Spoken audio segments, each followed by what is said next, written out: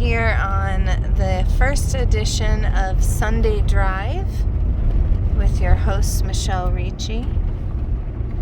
And I am here with Tony Ricci. We were just having a conversation, and I thought I would bring you in on it because it's really interesting to hear how people are using superfoods to fuel themselves through things that you might not think you could do without eating a certain way. So it's kind of a Mythbuster edition here. So, hi, Tony. Hello. So, how long have you been using superfoods? I think a year and a half, maybe 18 months. Mm-hmm. Sounds about right.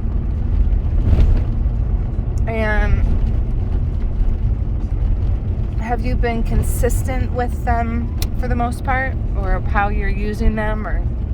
I've been extremely consistent with the Power Shake and the Super Meal and the aminos, 5 aminos a day, every morning. It's all I have for breakfast every morning.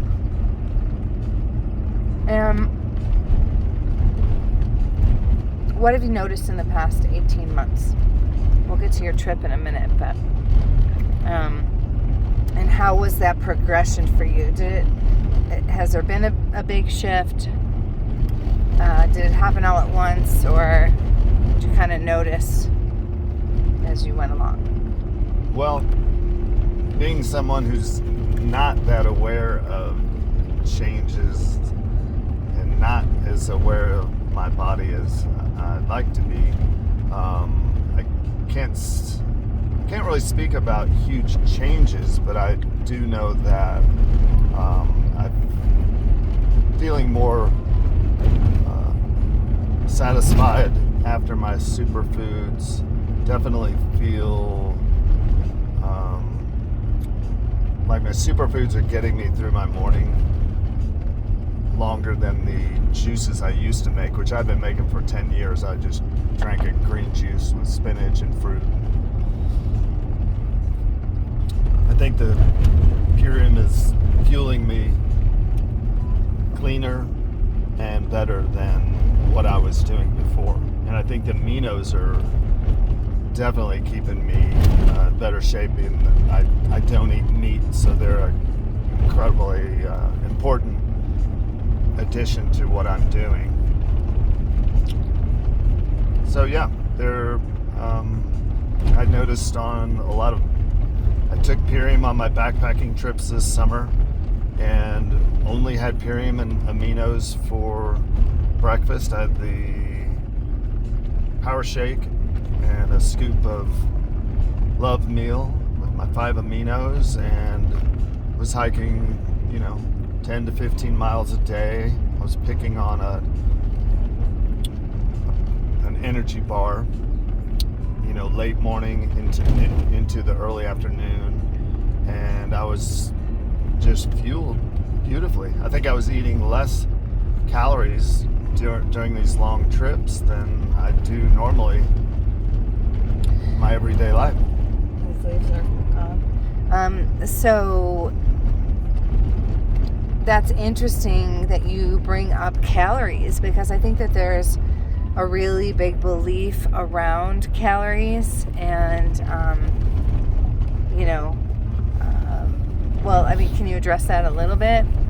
Were you surprised? Is that something that you was surprised you, or you learned along the way?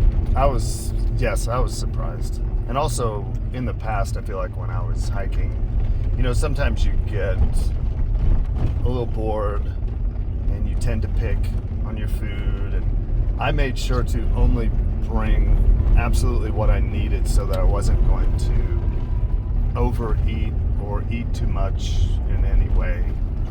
But yeah, I felt very satisfied. I think being out there too satisfies me, so I wasn't feeling the need for my comfort food that I have more on my regular life. Did it shift your perspective on the, like, where the importance on calories falls when you're being nourished on a cellular level? And maybe that was the word you were looking for earlier, is feeling nourished longer throughout the day and better. Yeah, I think it did shift my thoughts a little on that. Because I used to, if I was going to go cycle for 3 or 4 hours in the, high altitude, I would think that I would need a big pile of gluten-free pancakes and blueberries or a giant bowl of oatmeal or, something hearty. But I've been doing rides like that on just some MVP Sport with a banana in it, and I'll ride for 3 hours and still not be hungry. I might eat a little bit along the way, like a date or some nuts, just so that I make sure I don't get hungry. But really, it's kind of more out of habit, just thinking, well, I better eat something, or I might get hungry and bonk. But yeah, the nutrients seem to really hold me over and fuel me well. Beautiful. Well, thanks. If somebody has no idea where to start, other than like, let's get these, get them in you, just start getting them in you. But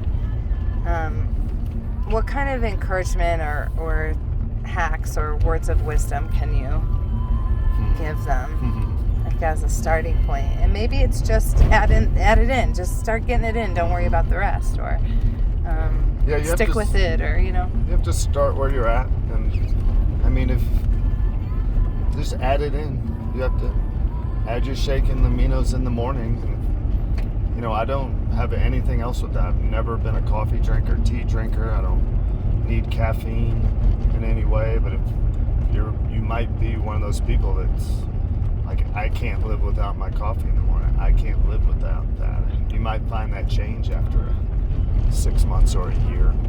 Especially with that Can't Beat This, that has the whole coffee berry in it. I mean, I go to bed some nights thinking, I'm getting up tomorrow, I'm going to make a breakfast. Like, I want some pancakes. And I get up every single time and go, oh, I don't want that at all. I just want my berry. I just want this shake and my aminos. So it does shift your cravings a little bit, or shift your eating habits for sure. How important would you say consistency is, and like even just starting with just that one round in the morning first thing before anything else?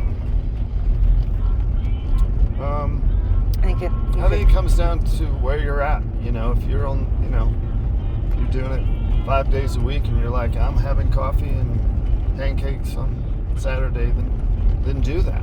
Like, don't make it miserable for yourself, or if you're not, if it's not coming easy for you, just be easy on yourself. Don't judge your path the way you're doing it. I mean, if you come off of it, you come off of it a little bit. Just start introducing it, And get consistent. Yeah, and then you become consistent, Well, I sure appreciate you and this drive, this beautiful drive you guys got to come along. You got to come along with us on. We're heading up to St Elmo. And as you can see, the leaves are, well, kind of missing up here. But the drive was really spectacular, and it still is. It's a cool little town in Colorado. Thanks for joining us. And if you have any more questions, or you want to know what Tony put in his backpack and how long he was gone for, or just other tips, reach out.